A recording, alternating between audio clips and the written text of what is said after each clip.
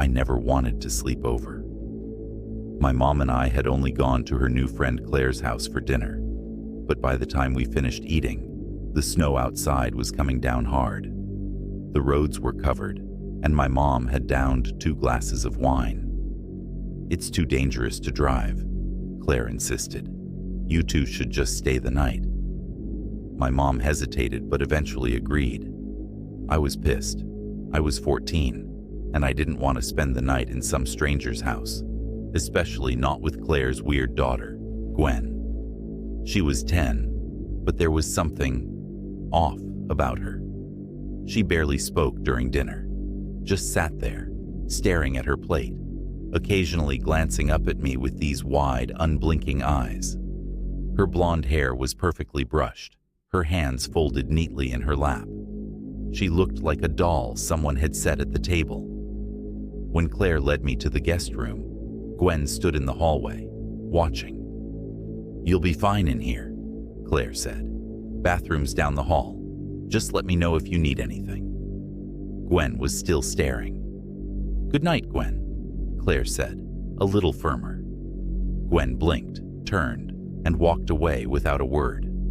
I shut the door, got into bed, and tried to fall asleep. I don't know how long I was out before I woke up. It was that feeling, you know, when you just know someone is watching you. I blinked groggily, adjusting to the darkness. The only light came from the hallway. Claire must have left a nightlight on. Something felt wrong, and then I looked down. She was under the bed. Gwen. Her head was sticking out from underneath, just enough so I could see her face. She was smiling, wide. My stomach turned to ice. I scrambled up, practically launching myself off the bed, pressing my back against the wall. "Gwen?" My voice was barely above a whisper. She didn't move, didn't blink, just smiled. My breath came in quick gasps. "What are you doing?" Slowly, so painfully slow, she slid back under the bed, disappearing into the darkness. I bolted for the door. I yanked it open, my heart hammering so hard it hurt. And Gwen was standing in front of the door in the hallway. I froze. She was still, silent. My mouth was dry. "How did you—" I glanced back at the bed. She had just been under there. There was no way she could have gotten to the doorway. I swallowed hard and forced myself to step around her, out into the hallway. She didn't stop me. She just stood there, watching as I hurried down the hall and into the bathroom, locking the door behind me. I splashed water on my face, trying to slow my breathing. I was losing it. Maybe I was dreaming. Maybe I was just freaking myself out over nothing. When I finally calmed down enough to leave, I cracked the door open, peeking out. Gwen was gone. The hallway was empty. I hurried back to the guest room, shutting and locking the door this time. I climbed into bed, pulling the blankets up to my chin. My whole body was tense, every muscle locked. I listened for any sound. The house was silent. Minutes passed, then an hour. Then, I heard the softest tap. My breath caught in my throat. It was coming from the closet. I stared at the door, my whole body screaming for me to run, but I couldn't move. Software like fingernails against the wood. Then, the closet door opened an inch, just a crack. I didn't breathe, didn't blink. A small pale hand slid out and gripped the doorframe. I threw the blankets over my head, squeezing my eyes shut. I must have passed out, because the next thing I knew, the sun was creeping through the curtains, painting the room in weak morning light. I slowly pulled the covers down. The closet door was shut. Everything looked normal. But as I sat up, rubbing my eyes, my stomach dropped. Because there, in the middle of the floor, was a ripped-up stuffed bear. I never saw Gwen again after that. My mom and Claire lost touch. But sometimes, when I wake up in the middle of the night, I check under my bed, just in case.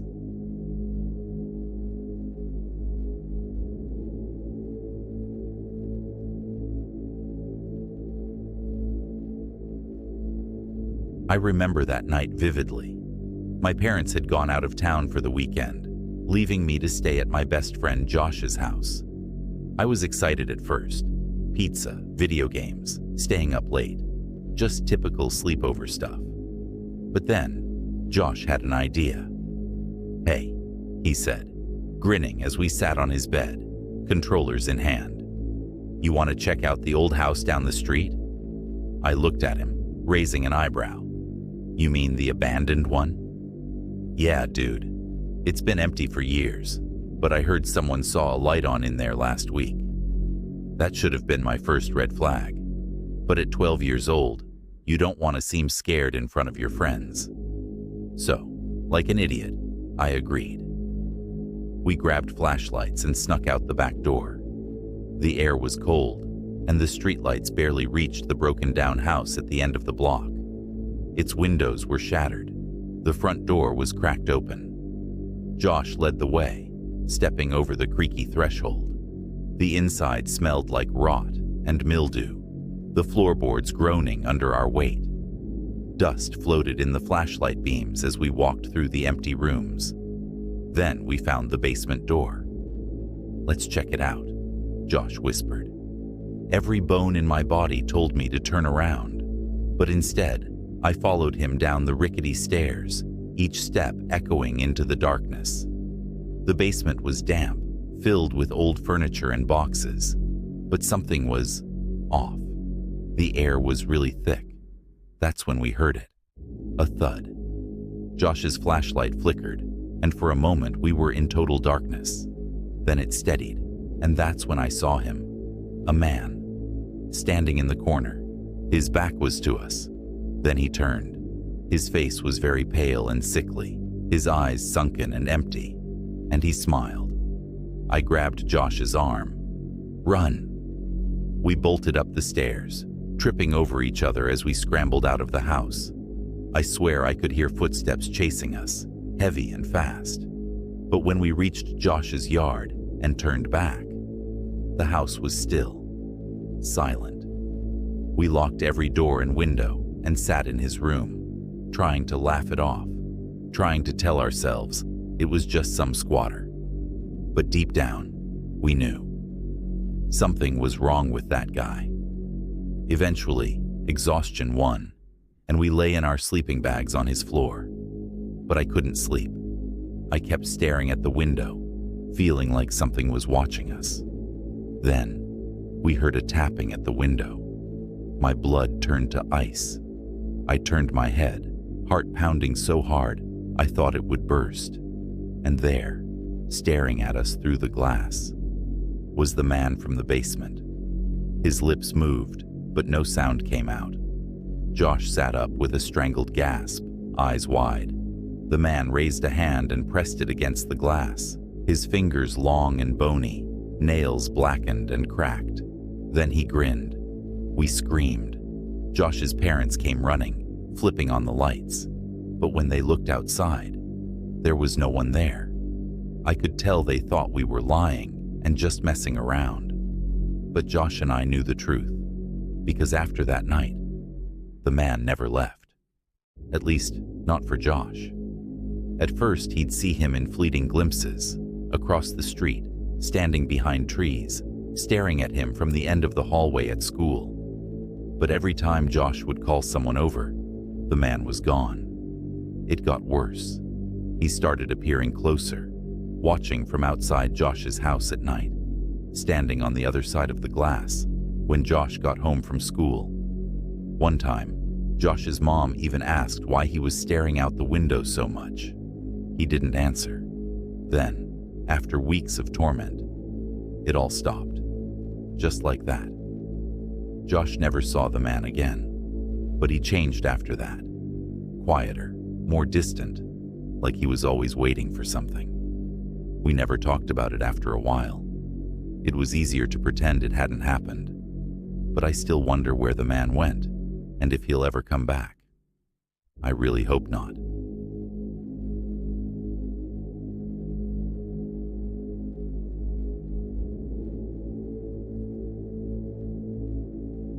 This happened in 2013. I was 17, and my best friend, Serena, was staying over because my parents were at our vacation home, a state away, with my 2 siblings. That meant we had the whole house to ourselves.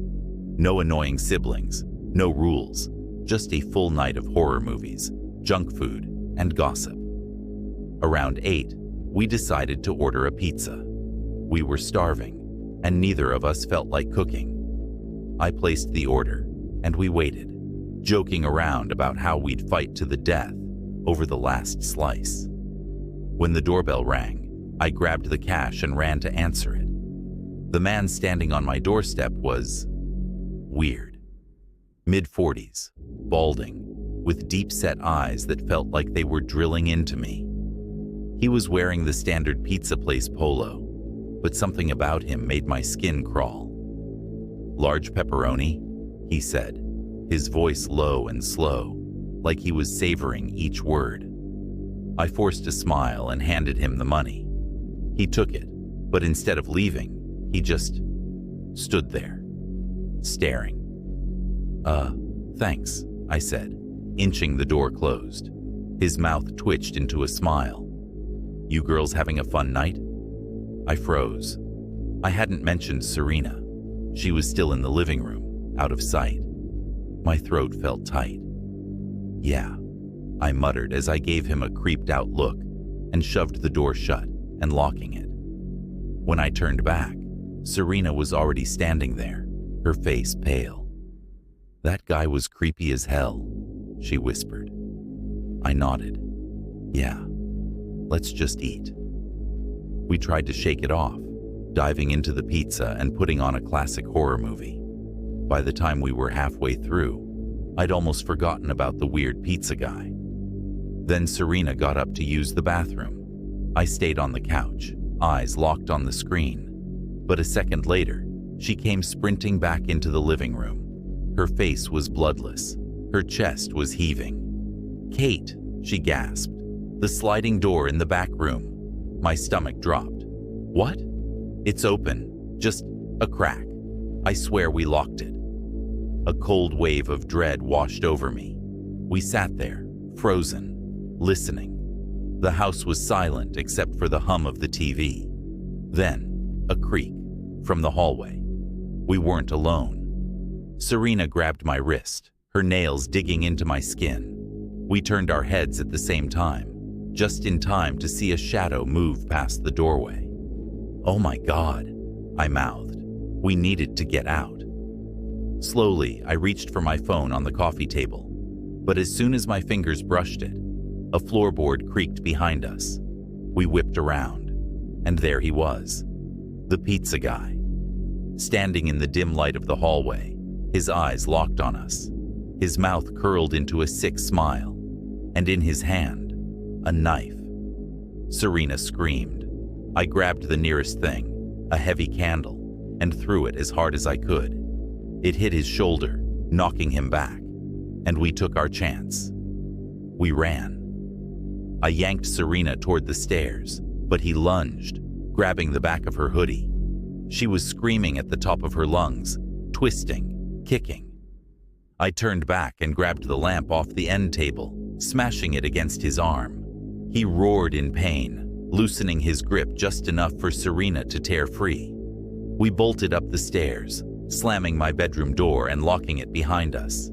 I fumbled with my phone, calling the cops with shaking hands. "There's a man in my house," I gasped to the dispatcher. Downstairs, we could hear him moving, pacing. Then, silence. The next few minutes felt like hours. We clutched each other, barely breathing.